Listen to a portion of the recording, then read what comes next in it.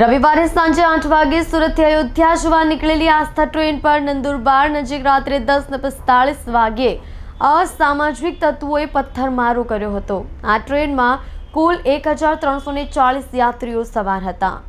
સુરતમાં એક મોટી ઘટના સામે આવી છે। અયોધ્યા જવા માટે રવિવારે સાંજે 8 વાગે નીકળેલી આસ્થા ટ્રેન પર નંદુરબાર નજીક રાત્રે 10:45 વાગે અસામાજિક તત્વોએ પથ્થરમારો કર્યો હતો। ટ્રેનમાં કુલ 1340 યાત્રીઓ સવાર હતા। ટ્રેન પર સતત પથ્થરો વાગતા મુસાફરો ગભરાઈ ગયા હતા અને ડરનો માહોલ ફેલાઈ ગયો હતો। કેટલાક યાત્રીઓએ તરત જ ટ્રેનની બારીઓને બંધ કરી બચવા માટેના પ્રયાસ શરૂ કર્યા હતા, છતાં 2-4 પથ્થરો ટ્રેનની અંદર આવી ગયા હતા।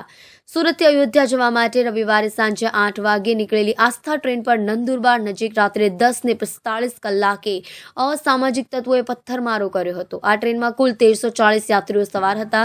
સતત પથ્થરો વાગતા મુસાફરો પણ ગભરાઈ ગયા હતા અને કેટલાક યાત્રીઓએ તરત જ ટ્રેનની બારીઓ બંધ કરીને બચવાનો પ્રયાસ કર્યો હતો।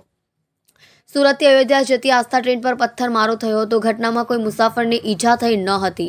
પોલીસે પ્રારંભિક તપાસ કરીને મોડી રાત્રે ટ્રેનને નંદુરબાર રેલવે સ્ટેશનથી રવાના કરી દીધી હતી। ટ્રેનમાં બેઠેલા એક યાત્રીઓએ ફોન પર જણાવ્યું હતું કે અમે ટ્રેનમાં બેઠા હતા, અચાનક પથ્થરો ટ્રેન સાથે અથડાવાનો જોરથી અવાજ આવવા લાગ્યો હતો। અંધારું હતું એટલે પથ્થર કોણ મારી રહ્યું હતું તે દેખાયું નથી। જે સમયે આ ઘટના બની ત્યારે સિગ્નલ ન હોવાને કારણે ટ્રેન ધીમી પડી ગઈ હતી।